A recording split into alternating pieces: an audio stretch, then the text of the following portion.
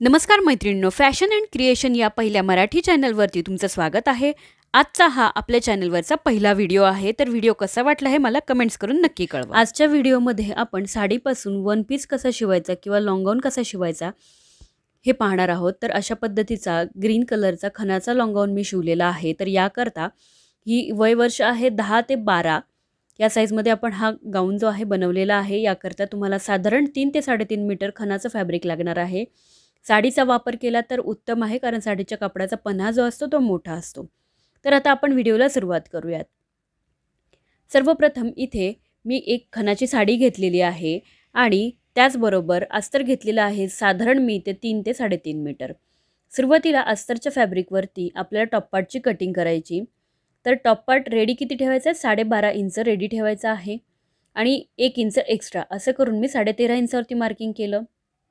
त्यानंतर वरच्या बाजूला 6 इंच शोल्डरसाठी मार्किंग केलं। त्यानंतर आर्महोलसाठी 6 इंचावरती या साईजमध्ये मी मार्किंग केलं।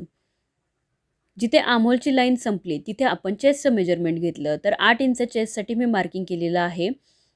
32 इंच चेस्ट आहे, त्याचा चौथा भाग करून 8 इंच। त्याचबरोबर वेस्टसाठी इथे 7.5 इंचावरती मी मार्किंग केलेलं आहे दाखवल्याप्रमाणे। आता फिटिंगचं मार्किंग आणि मार्जिनचं मार्किंग हे दोन्ही आपल्याला अशा पद्धतीने कनेक्ट करून घ्यायचे आहेत किंवा दोन्ही जे आपण मार्किंग केले आहेत ते स्केलच्या मदतीने कनेक्ट करायचे। फ्रंट आर्महोलसाठी 1 इंच आणि बॅक आर्महोलसाठी 1.5 इंचावरती मार्किंग केलं। त्यानंतर कर्व स्केलचा वापर करून मुंढ्याचा आकार जो आहे तो देऊन घेतला। कोणत्याही साईजमध्ये तुम्हाला सेम अशाच पद्धतीने मुंढ्याचा आकार द्यायचा आहे। गळा रुंदी इथे साधारण मी 2.5 इंच घेतलेली आहे, 2.5 ते 3.25 इंच। पुढचा गळा 5.5 इंच खोल ठेवलेला आहे आणि चौकोन इथे आखून घ्यायचा आहे व्यवस्थित। चौकोन आखून घेतल्यामुळे गळ्याचा जो आकार आहे तो व्यवस्थित येतो। अर्धा इंच शोल्डर डाऊन करून घेतलेले आहेत दाखवल्याप्रमाणे। सर्व साईजमध्ये अर्धा इंच आपल्याला डाऊन करायचा आहे। गळ्याचा गोल आकार इथे मी देऊन घेणार आहे। जसं तुम्हाला थंबनेलमध्ये फोटो दिसत आहे त्याच पद्धतीचा ड्रेस आपण इथे बनवत आहोत। गळ्याचा गोल आकार देऊन घेतला। त्यानंतर बॅकनेक किंवा मागचा गळा जो आहे तो घ्यायचा। तर मागचा गळा जो आहे तो साधारण मी इथे 3 इंचावरती मार्किंग करून घेणार आहे, 3 ते 3.5 इंच। आणि तिथे देखील गोलाकार जो आहे आपल्याला काढून घ्यायचा आहे। मागच्या भागामध्ये आपण चेन किंवा झिप जी आहे ती लावणार आहे। तुम्ही हुक किंवा बटन्स लावले तरीही चालणार आहेत। केलेल्या मार्किंगप्रमाणे फ्रंट आणि बॅक पार्ट दोन्हीची कटिंग करून घेतली। नंतर साडीच्या फॅब्रिकमधून फॅब्रिक 4 फोल्ड करून घेतलं, त्यावरती बॅक पार्ट ठेवलेला आहे आणि अशा पद्धतीने बॅक पार्ट ठेवून मार्किंग करून घेतलं व्यवस्थित। बंद बाजूवरती बंद बाजू ठेवायची, ओपन बाजूवरती ओपन बाजू ठेवून मार्किंग करून घ्यायचं आहे आणि कटिंग करून घ्यायची आहे मेन फॅब्रिकची देखील। मेन फॅब्रिकची कटिंग झालेली आहे अशा पद्धतीने, इथे तुम्ही पाहू शकता। याच पद्धतीने आपल्याला आता जो खालचा भाग आहे किंवा बॉटम आहे फ्रॉकचा किंवा लॉंग गाऊनचा त्याची कटिंग करायची। तर इंच टेप 13.5 इंचवरती ठेवून 12.5 इंच ते 13 इंच वरती ठेवून आपण अशी गाऊनची पूर्ण उंची घ्यायची आहे। इथे तुम्ही पाहू शकता अशा पद्धतीने मी इंच टेप ठेवला आणि बॉटमसाठी इथे मी मार्किंग करणार आहे 37 इंचावरती। 37 अधिक वरचा 12.5 इंच असं तुमचं टोटल गाऊनचं मेजरमेंट असेल। त्यानंतर डबल फोल्डमध्ये फॅब्रिक ठेवून ते साधारण मी 46 इंच घेतलेलं आहे। पुढच्या पार्टसाठी 46, मागच्या पार्टसाठी 46। अशा पद्धतीने फ्रंट पार्ट घेतला, बॅक पार्ट घेतलेला आहे, मेन फॅब्रिक सरळ ठेवलं, त्यावरती अस्तरचं फॅब्रिक व्यवस्थित ॲडजस्ट करून घेतलेलं आहे। आणि आता आपल्याला काय करायचं आहे, हे फॅब्रिक पिनने सिक्युअर करून घ्यायचं आणि जो गळ्याचा भाग आहे तो शिवून घ्यायचा आहे दाखवल्याप्रमाणे। पिन लावून घेतल्या, दोन्ही पार्ट व्यवस्थित शिवून घेतले। त्यानंतर हे भाग सरळ करून घेतले। आता टॉप स्टिचेस करून सर्व बाजूंनी अस्तर जे आहे ते जॉईन करून घ्यायचं। टॉप स्टिच करून घेतले गळ्याभोवती आणि अस्तर जॉईन करून घेतलं। त्यानंतर आता इथे आपण घेतलेला आहे बॉटमचा पार्ट।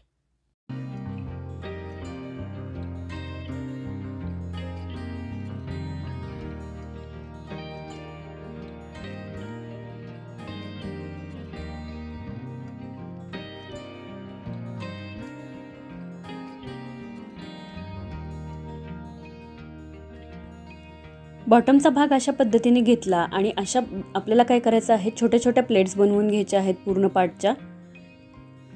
सर्व प्लेट्सचं डायरेक्शन एका बाजूने ठेवून आपण प्लेट्स ज्या आहेत घेऊन बॉटम पार्ट जो आहे टॉप पार्टमध्ये अटॅच केला. त्याचबरोबर फ्रंटचा जो पार्ट होता त्यामध्ये 2.5 इंच मार्किंग करून आपण अशा पद्धतीने टक्स घेतलेले आहेत. सेंटरपासून 2.5 इंच या बाजूला आणि दुसऱ्या बाजूला 2.5 इंच. अस्तर इथं अम्ब्रेलामध्ये आपण कट केलं होतं बॉटमसाठीचं. अशा पद्धतीने अस्तर जॉईन करून घ्यायचं. त्यानंतर इथे मी बॅक पार्ट घेतलेला आहे.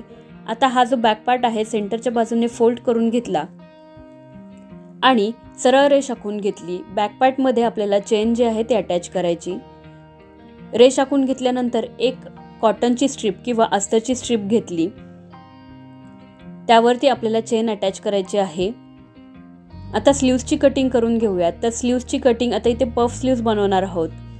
इथे साधारण 6 इंच एक मार्किंग केलं आणि परत त्यामध्ये 1.5 इंच अशा पद्धतीने मार्जिन ठेवून मी मार्किंग करून घेतलं.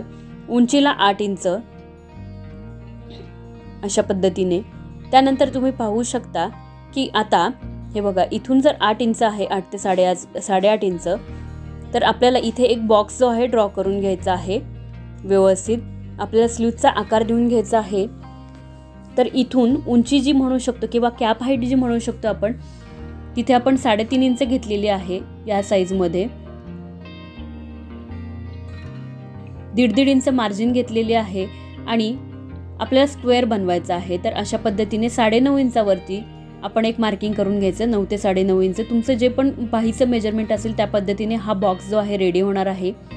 त्यानंतर त्याचा सेंटर करून घ्यायचा. हाफ करून सेंटर करून घेतल्यानंतर आपल्याला काय करायचं आहे की नॉर्मली जसं स्लीव्हचा आकार देतो त्या पद्धतीने आकार द्यायचा आहे. त्याआधी इथे 3 इंचावरती मी मार्किंग केलं, कारण जो पफ आहे तो मी वरच्या बाजूने 3 इंच एक्स्ट्रा घेतला आणि त्यानंतर स्लीव्हचा जो आकार आहे तो देऊन घेतला. आता हा जो वरचा भाग आहे तेवढा सर्व आपला पफचा भाग असणार आहे. याचा मी हाफ करून घेतला अशा पद्धतीने.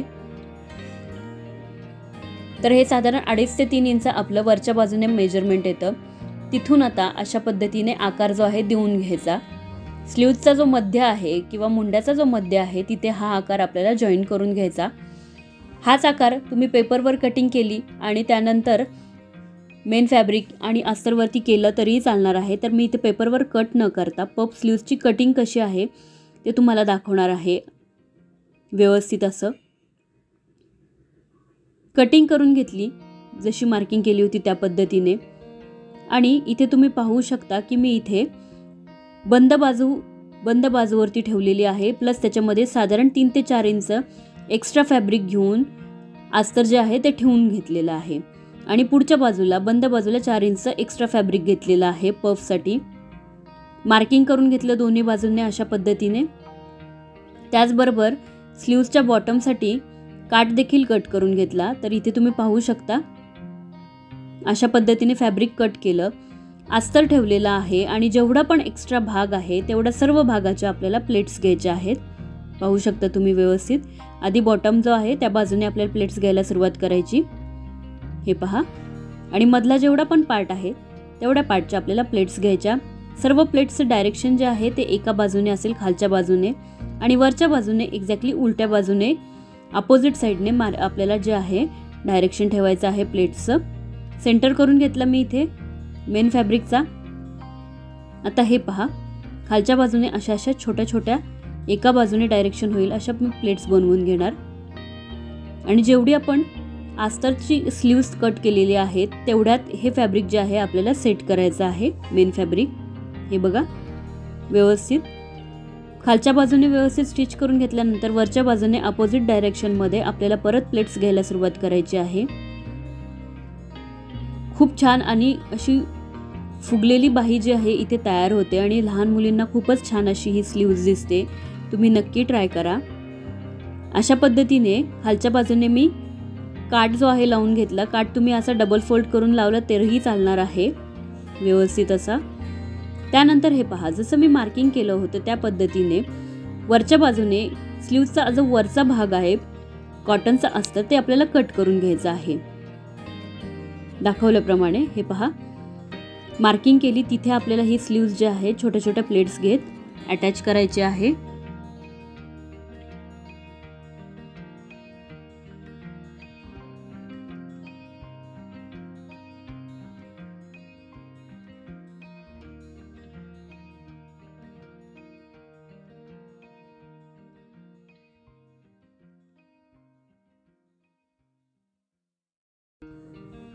व्यवस्थित स्लीव्ज अटॅच करून घेतली. त्यानंतर अस्तर देखील आपण बॉटम पार्टमध्ये अटॅच केलं. आता दोन्हीही मेन फॅब्रिक समोरासमोर ठेवून आपल्याला शोल्डरची फिटिंग करून घ्यायची आहे, फ्रंट आणि बॅक पार्ट दोन्हीमध्ये. स्लीव्ज इथे व्यवस्थित रेडी करून घेतली. छान असा पफ आलेला आहे. दोन्ही स्लीव्ज अशाच मी रेडी करून घेतलेल्या आहेत दाखवल्याप्रमाणे. असं छान पफदार ही स्लीव्ज दिसते. आता ही स्लीव्ज आपल्याला स्लीव्जचा सेंटर करायचा आहे व्यवस्थित आणि शोल्डरमध्ये अटॅच करून घ्यायची आहे. सेम दुसरी स्लीव्ज देखील अशीच अटॅच करायची. त्यानंतर बेल्ट तयार करून घ्यायचे आणि दोन्ही बेल्ट जे आहेत आपल्याला अशा पद्धतीने मेन फॅब्रिकवरती ठेवून अटॅच करायचे, गाऊनला फिटिंग करून घ्यायची. तर बघा मैत्रिणींनो, फिटिंग केल्यानंतर खूपच छान अशी फिनिशिंग या गाऊनला आलेली आहे आणि घातल्यावर तर खूप छान आणि सुंदर असा हा लॉंग गाऊन दिसत आहे किंवा वन पीस दिसत आहे. व्हिडिओ कसा वाटला हे कमेंट्स करून नक्की कळवा. चॅनलला लाईक करा, शेअर करा आणि सबस्क्राईब करा. खाली दिलेल्या बेल आयकॉनवरती क्लिक करा म्हणजे येणाऱ्या प्रत्येक व्हिडिओची नोटिफिकेशन तुम्हाला नक्कीच मिळेल. पुन्हा भेटूया अशाच नवनवीन व्हिडिओसह. तोपर्यंत चॅनल नक्की पाहत रहा.